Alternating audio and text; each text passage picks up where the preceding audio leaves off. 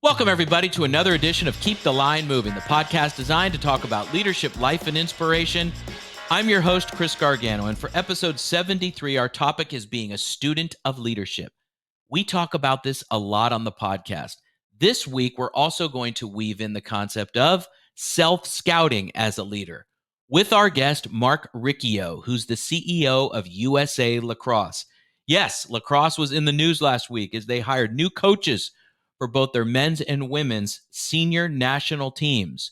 But this conversation is about Riccio and his leadership journey, which has included stops at startups, as well as the New York Jets, where he was the senior vice president of business development for nearly 18 years. And at the Jets, he met Hall of Fame head coach Bill Parcells. Riccio will tell us what he learned from Coach Parcells. And here's something else that Marc and I will talk about. It's that quote, everybody has a plan until they are punched in the mouth. We will dive into this and what it means as a leader to deal with your plans going south. What a conversation this is. It begins now with Marc Riccio on Keep the Line Moving. All right, Marc Riccio, you spent 17 years, almost 18 years at the New York Jets. I spent around 7 years at the New York Jets, but we did not overlap, although I wish we did. Let's start there. What were your years like as a New York Jet, my friend? Well, they were awesome in every sense of the word. I was very fortunate to be there for some great winning years. I was also there for some down years, and the best lesson I had was my very first season. We went 1-15, and it was a learning right away about what you can control, what you cannot control, and how you manage that. And so it was trial by fire right from that get-go, but we were a very small mom and pop operation. Leon Hess was the owner at the time, and we were a bottom quartile revenue team. We went through an ownership transition, a new stadium, new training facility. And by the end of my tenure, we were a top quartile revenue generating team. And the sophistication, the infrastructure, the resources, the outcomes were very different. We went from a few $1 million to several $100 million in terms of responsibilities and what we were able to produce on behalf of the organization. And I was very fortunate to have a lot of great people around me, but I enjoyed a great ride during that time frame. So you had a big job and you had a lot of responsibility overseeing business development with the Jets. So in that transition from Hofstra, right, going then into Florham Park with the new facility, the Johnsons take over as owners. So how did you change as a leader with the transition into the quartiles, right? Well, there was a few key points in this process that I learned from. In that process, I was fortunate enough to see some great coaches come through our organization, Bill Parcells in particular, and just watching him operate as an example was a great learning during that tenure. And I didn't work on the football side. As you said, I was on the business side, but it was a great lesson in terms of watching him operate and change expectations. I also learned the value as a leader, but also as someone being led, of outside thinking. Sometimes staying within yourself, within an organization, and not getting that outside input, whether it's from a consultant, whether it's leadership advisory, or whether it's agencies that might be a subject matter expert in an area that you are not. I learned the value of that. So by the time that I left the organization or was in the back end of my career there, I had was running almost every asset of the revenue generation and business side of the organization, with the exception of season ticket sales. And so by going from one of the jack of all trades, then literally just one of the salespeople, to then running the organization and leading those people that I was colleagues with, is how I had to evolve. And you have to go from being one of the team to leading the team, and then leading a few teams. It requires you to step back. You have to change your approach. You have to recognize that the way I did it is different than the way this person's doing it. It doesn't mean that's the wrong way. In fact, it might even be better. And so I can't micromanage that. I've got to let them do it their way, as long as the vision is clear on what success looks like. And so those are the ways you evolve as a leader, is that recognizing you need outside input. you got to set your ego aside, and you got to recognize the way someone else does it might be different than your way, but doesn't mean it's the wrong way, and let them find their path, and the organization will be better off for it. So what you're telling me right now is if you really listen to your words and what you're saying, you became a student of leadership. You went from what you're saying as an individual contributor, then overseeing some people, then overseeing a lot of people, and the scope of your job increasing during that journey. And then you said three things, trying as a student of leadership, if I may. You were being led well by Jay Cross, the president of the Jets at the time. You were observing the head coach at the time, Bill Parcells, and then the outside influence. What obviously is interesting to me and probably to the listeners, Coach Parcells. So oftentimes in front offices of sports franchises, it's rare when a business exec references the football side or the baseball side, hoops or lacrosse or whatever the case may be, and says that they're gleaning information from the head coach and or manager. You did. What specifically did you learn from watching and getting to know, I'm assuming, Bill Parcells?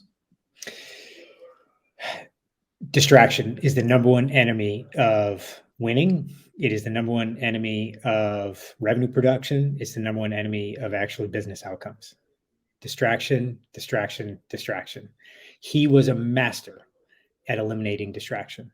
And I really learned this firsthand in a very literal way in 1998.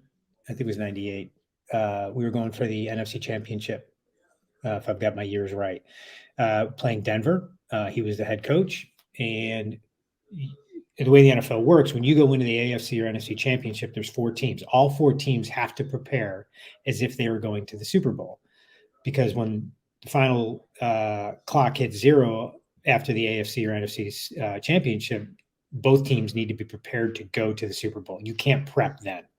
And so everything from victory parties to rental cars to hotels to practice facilities to sponsorship, everything is taken care of before that you even play in the championship game.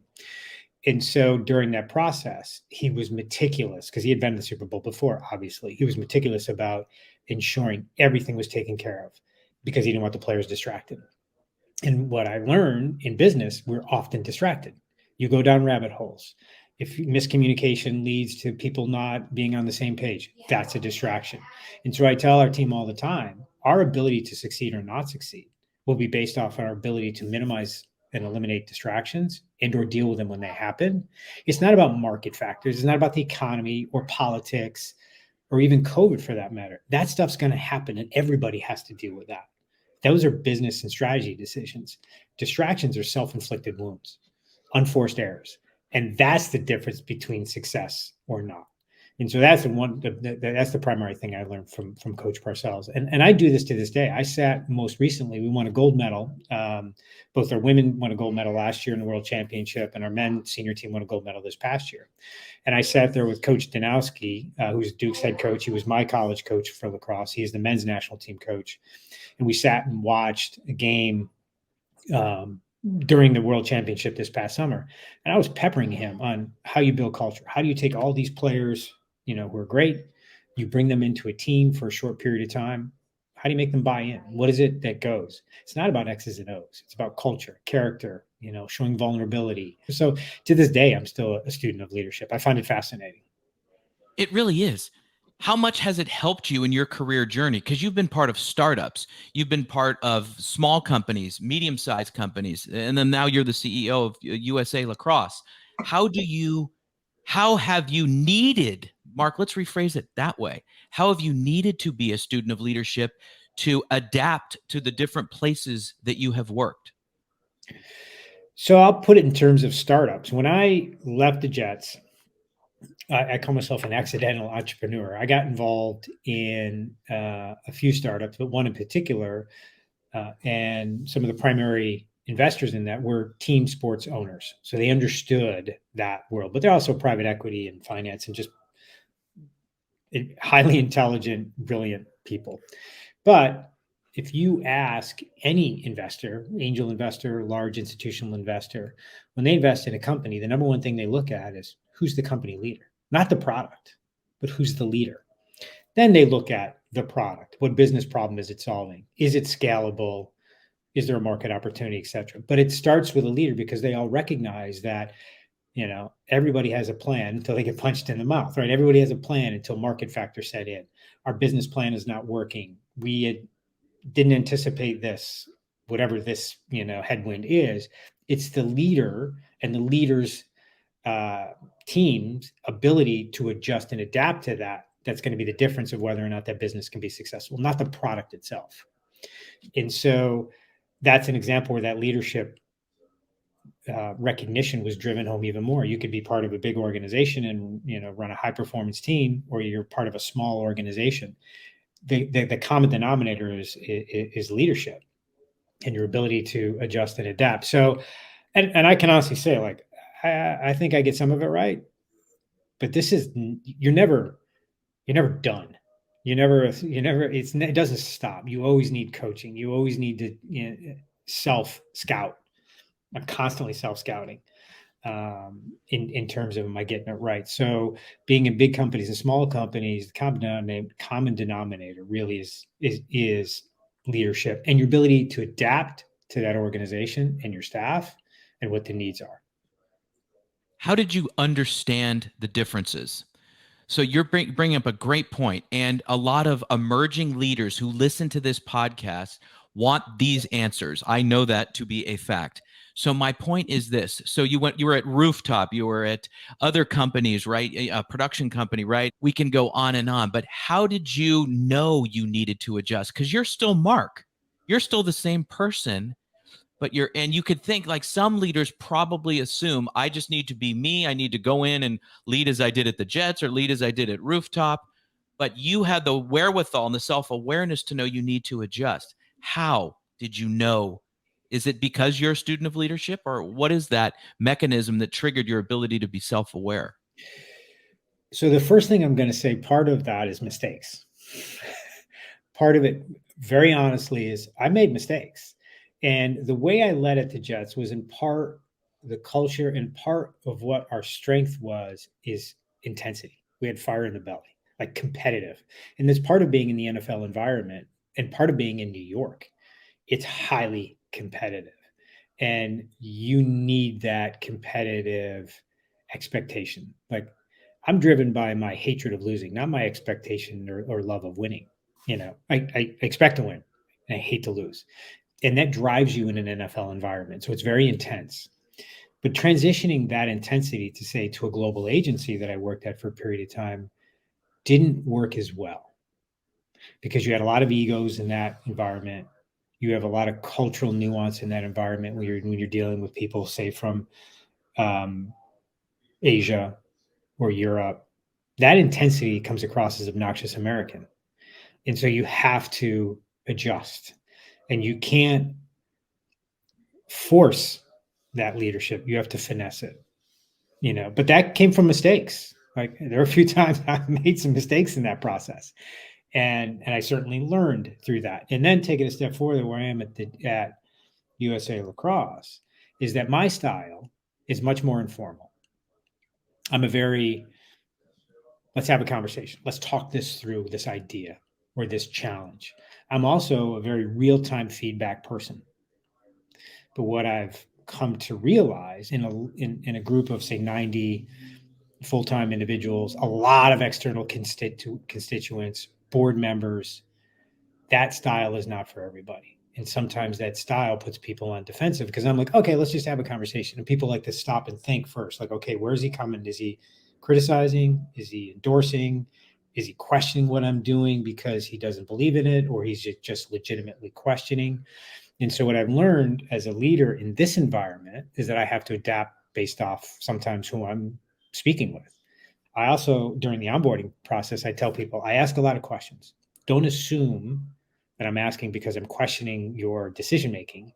I'm legitimately just asking a good question so I can learn. And sometimes, so I have to really tell people that, so they don't walk away from the conversation trying to connect dots that aren't there. And I've learned that as a leader, there are no such thing as a throwaway comment. You have to be, I'm more casual, but I've had to check myself to be a bit more structured to what I say and how I say it, so people don't assume something that's not there. Whereas the Jets, I could fly from the hip a little more, with a little more intensity, because that was just the vibe. That was just the culture. You've said three things that I've outlined that I want to highlight here. You said you ask a lot of questions, you learn from your mistakes, and then earlier in our conversation, you cited the word vulnerability. So look at this: asking questions, learning from one's mistakes, and showing vulnerability.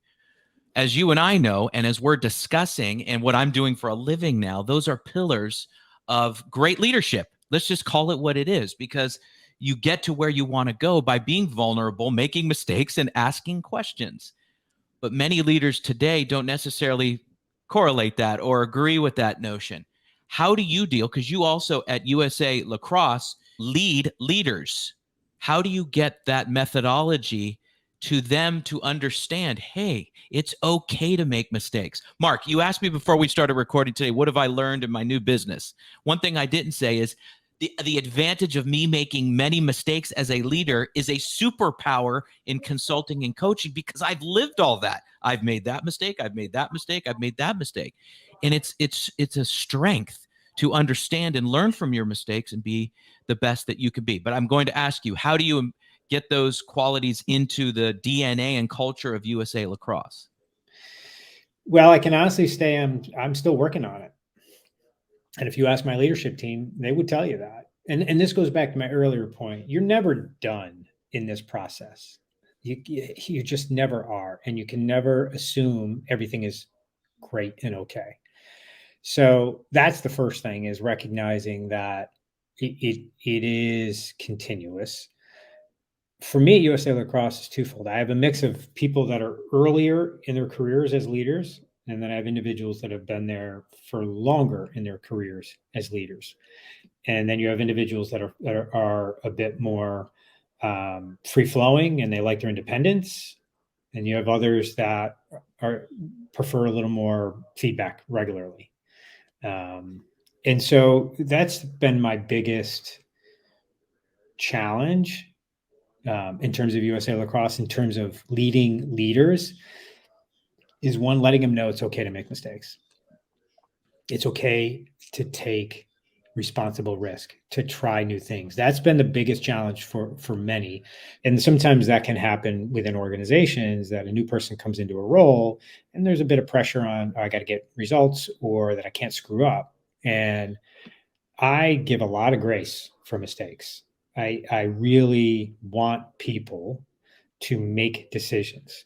Give me if you have a challenge or a problem, I'm expecting you to develop a solution, or at least a recommendation, and my job is to run interference or to clear the path or to be a sounding board, but not to answer the question for you, because if I got to answer the question for you or solve the problem for you, why are you in the role you're in?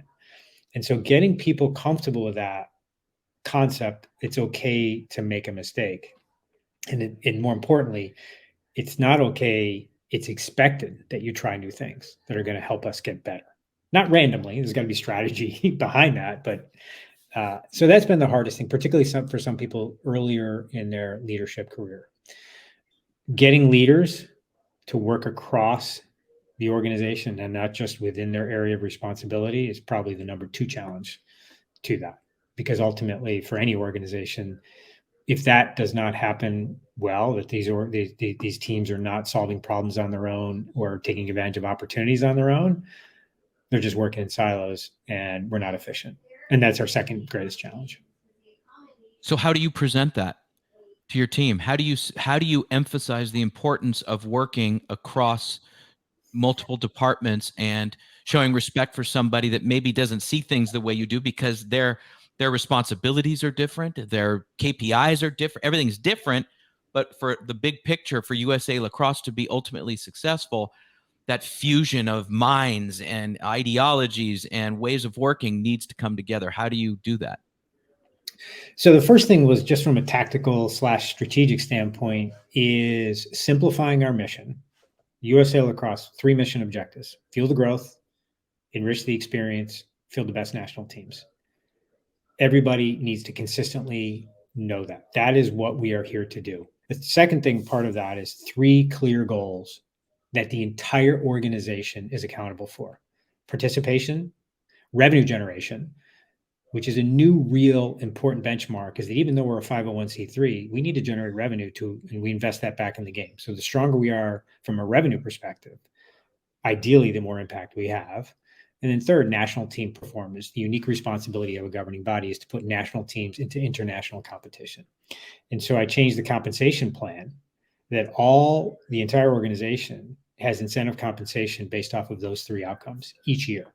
But in terms of cultural, because that's the other part of it, is how do you culturally set that tone in terms of everybody understanding what the vision is?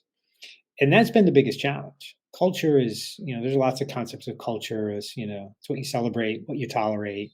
You can't really see it. You can't really make it happen. And so these are the things that we are working through. Part of it is we've got a really good group of younger, new employees, which I think has injected a lot of energy into the organization. And they have taken ownership of the organization and our mission, what the daily life looks like. And that's really positive.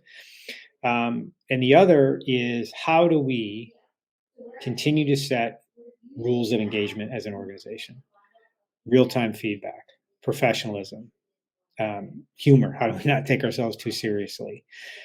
These are all things that we're working on and working through right now. It's a work in progress. And I think we've gotten some things right, but we still got a ways to go. So people that work at USA Lacrosse want to grow the sport. So how do you grow, and how passionate are you, because you played the sport? How passionate are you to have this job, CEO of USA Lacrosse? Look where you've landed. If you were to have told your 12-year-old self that you would be in this position, what would you have thought, do you think? I would have said, I'll take it. My 12-year-old self be like, I'll take that. That's a pretty good gig, and it's a pretty good run to get here. The what we do, and this is important as a leader, what we do, and I outlined some of the tactical and strategic elements of a compensation plan that aligns with a business plan, that aligns with everybody's daily responsibility, right? But at the end of the day, what you do only matters so much. It's why you do it. The why, Simon Sinek, as we all know, like, why matters way more than what. And so why we do it is lacrosse changes lives. Youth sports changes lives. It does. And in our case, it's really about the game of lacrosse. But if you pick up a stick and don't love it, but you loved running around and decide you want to go play field hockey or basketball because of that experience, we're winning, right? We're getting kids in particular out playing sport. So to back up to, my role here is the why matters more, and driving that home across our organization, both internally, but also more importantly, externally, to donors, to members, to anybody who's looking on the outside. What's this game all about? There's a couple key components. I've been around so many sports my entire life: football, global soccer, hockey, basketball, just so many sports. And I've never been around a sport more than people say lacrosse changed my life, more so than football, more so than hockey. And there's a couple reasons why. In that, everybody knows, like, sport helps with mental and physical well-being, leadership, dealing with adversity, competition, physical fitness. There's so many benefits to sport that are well documented. But lacrosse has this unique Native American history. It's a very spiritual game. It's called the Creator's Game. And the origin story of lacrosse, that it was gifted to the Native Americans by the Creator. In fact, the first game of lacrosse was between the air animals and the land animals. And the game was for everyone from the mouse to the sparrow, from the eagle to the deer. And that spiritual roots comes across still in the way people play the game today. It's called the medicine game. Medicine makes you feel better. Lacrosse makes you feel better. And so anybody who doesn't know the Native American roots of lacrosse, I encourage you to go learn about it. It's inspiring. But that soaks through to today, how so many people say lacrosse changed my life. For me, it changed my life. The trajectory of my life, about where I went to college, who I eventually, met and married and had 3 children. My career at the Jets came because I was at Hofstra on the campus of where the Jets practice. I only went to Hofstra because of lacrosse. And so I mean, just rooting all the way back to that moment, to let alone the trajectory it took me on. But I'm no different than so many other kids who had opportunities in their lives because of this game. So why we do it matters. So our job is to go out and change lives every day. So to be able to do that at the youth level is incredibly gratifying. But the reality is, I'm a competitor. I'm an athlete, and to oversee high performance and national team competition, we are fortunate to be the most successful lacrosse nation in terms of international competition in the world between our men's and women's teams. We're in consideration for the LA 28 Olympics, meaning lacrosse to get in the Olympics. So that high performance part of it is really gratifying. But in between that is we got to go generate revenue and engage fans, and that's fundraising, and that's commercial, and that's media, content development, fan engagement, membership. All of those elements come together, and that's a lot of what my background is. So we can change lives. We have, high performance, high competitive opportunities, and in between, the business side of me intellectually is, challenged every day with our need and desire to develop new players, develop fans, and generate revenue. All right, before we get to all-star moments to close out today, I want to ask you one question, because I think you're the perfect person to answer this question, because you've put so much thought into your leadership and your journey. There's an emerging leader out there. They're 3 years out of college. They're listening and they're thinking, wow, that Marc Riccio sure has had a great career. And look where he is now. He's the CEO of USA Lacrosse. What advice would you give a leader who really wants to enhance their performance as a leader, understand their why, to your most recent point, and convert their passion into something tangible so they could have a sustainable career? What would you say to that individual? The first thing, there's a couple things. One, is try to be a subject matter expert in something. And that subject matter expertise is relative to your age and your experience, but that doesn't mean in today's day and age you can't be close to an expert. There's so many resources online and otherwise that can differentiate you in some way, shape, or form. And that's the key, is differentiation. Leadership, great leaders have a couple attributes. One, a bit of cult of personality sometimes. That doesn't mean you need to be outward and gregarious. It just means trustworthy. You can communicate really well. People want to be around you. That matters in terms of cult of personality. Two is deal making capability. You've got to have some understanding of how business works. It doesn't mean you have to know everything about everything. You can't and you shouldn't, but you've got to have a real good understanding of business dynamics. And the last one really is around a little bit of salesmanship, is that great leaders on some level can influence people, and they can influence people around a new way of thinking, around their idea, but they can also influence people in the way, get people to do things they know they can do but are afraid to do so, get people to do things they might not otherwise. And that is about building trust and confidence. And those are some really important attributes at any age you can develop. And I've always said this, in an organization, there are leaders and influencers, and they're not by title. They're not, sometimes not by years of experience. Most times they're not. They're even not by age. So when I look inside my organization right now, and I did the same at agency and at the Jets, I knew there were influencers in every area of the organization. They, that in and of themselves, were leaders. So just like you have influencers online, you've got them within your organization. You can be one of those influencers. And I, as a leader, would make it a point that I was communicating directly and regularly with those influencers, because when I wanted to initiate a new initiative, a new platform, make a decision, one, they were going to give me good feedback and real feedback and honest feedback. Every leader needs honest feedback. Don't kid yourself. Tell me what I need to hear, not what you think I want to hear. And those influencers then would be able to communicate my message, because I'm going to communicate something and I'm going to walk out of the room and everybody's going to talk. Everybody knows everything. Those influencers are the key to getting buy-in across an organization. If you're earlier in your career, you can be one of those influencers within an organization, and that naturally will put you in a position to lead, because other leaders will see that. The other, last piece I'll say for any, be a student of leadership, be a student of the game, self-scout, be self-aware, but bring energy. Energy matters. All right, all-star moments. You ready, my friend? Yes, yes. Here we go. 1, how do you deal with adversity? Breathe. 2, how do you give yourself fuel? Be around people. Good 3, people. what does never give up mean to you? Grind. Even when you're ready to move in a different direction, keep grinding. You will figure it out because you have to.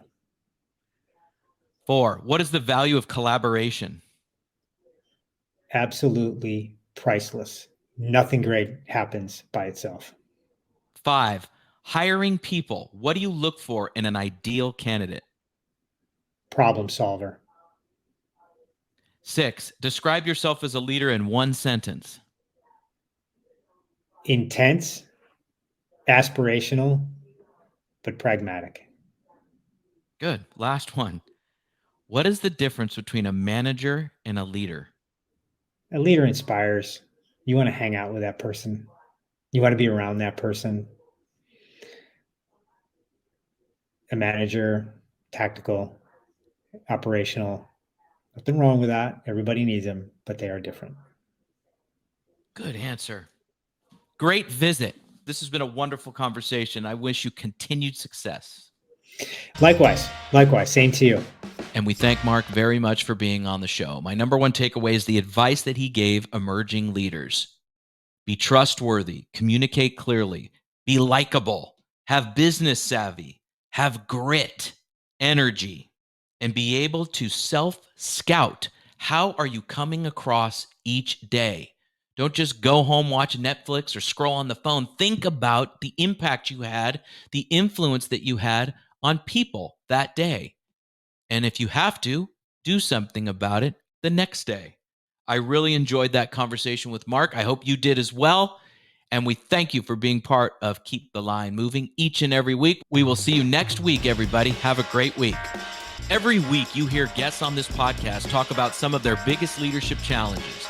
As a leader, you want to make an impact on those you lead and reach your organization's goals, while also optimizing your time management. Wherever you are in your leadership journey, we could all use some help.